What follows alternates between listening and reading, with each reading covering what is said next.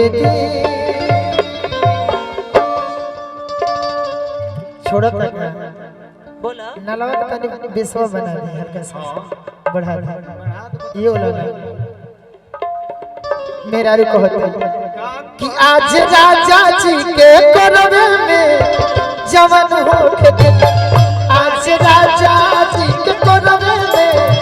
जवन आज हो पहिला मिलनवा मिलल सजनी के सजनवा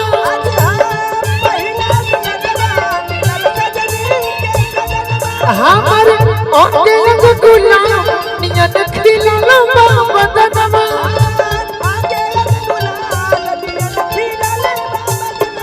सुनी सुनी भगवान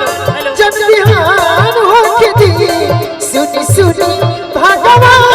जब बिहान होके दी सुनी सुनी भगवान काहे जन बिहान होके दी यहाँ से 2 लाइन बा अच्छा एगो नीचे से एगो ऊपर से आज राजा जी के कुरबे में जवन होके दी आज राजा जी के कुरबे में जवन होके दी आज राजा जी के कोरवे में जवन होके दी आज राजा जी के कुरबे में जवन होके दी मेरी तड़पे जवानी तड़पे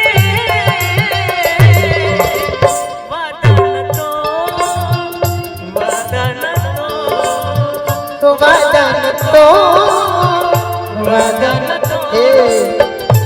एकरा के राजा राम भैया है जी से ले ले करे नींद हमारी पिया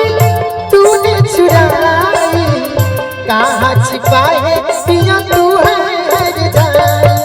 हो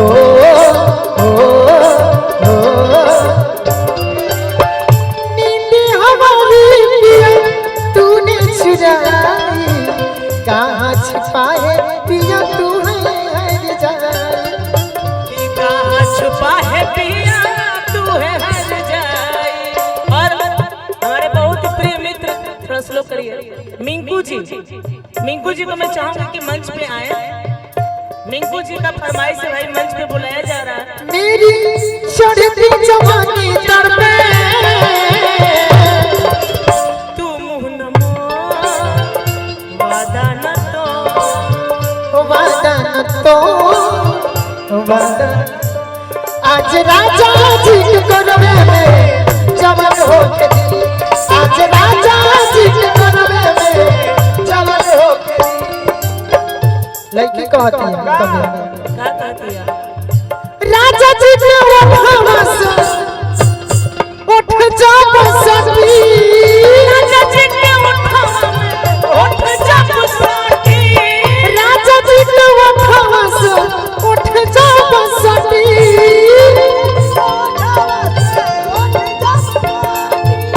भूख भूख मारी हमरा दिलवा के बाती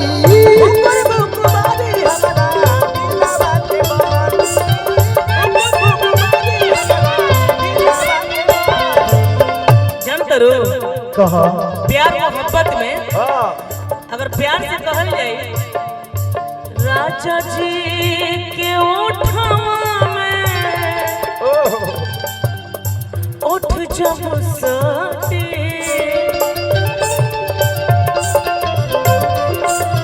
भूख भूख पानी हमरा दिलवा के बाती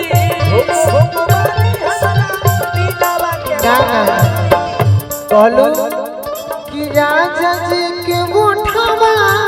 से प्यार से उठ जाब सती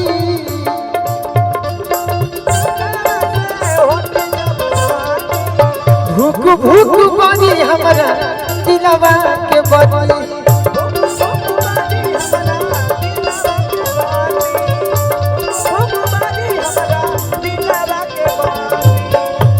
कि आज भर लोभ के दरिया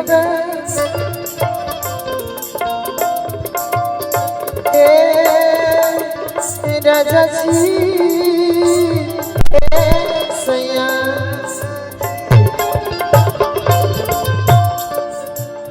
आज भर लोभ के दरिया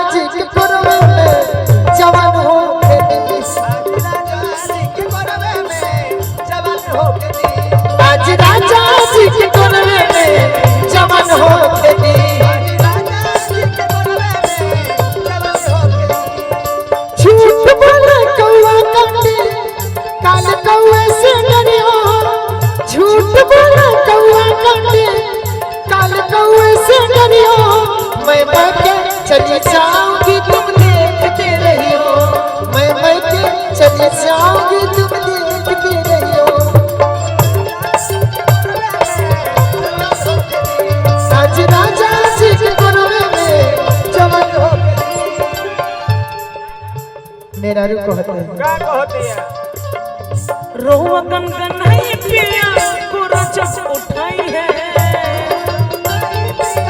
बोला जब उठाई है रोवा कनकनाई सैया अरे की कोरा जब उठाई है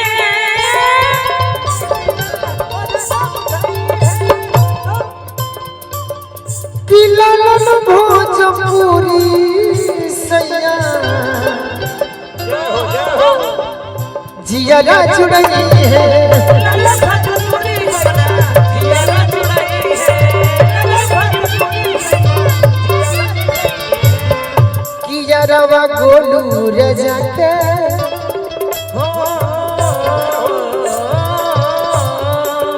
किया रवा अरे चंदन बाबू के किया रवा गोलू रजा के परेशान होके दुल्हा गेलो अब तक ले मंच बनाई रहे लेकिन हम लेके नहीं ये के दूल्हा साहब भाई दिले हल्का कम कर दी तो हमारे दुल्हा बाबू मंच पे आ गए तो दुल्हा बाबू के लिए एक दो लाइन आप लोग जरूर गाइए। स्केल कहाँ है? डी है।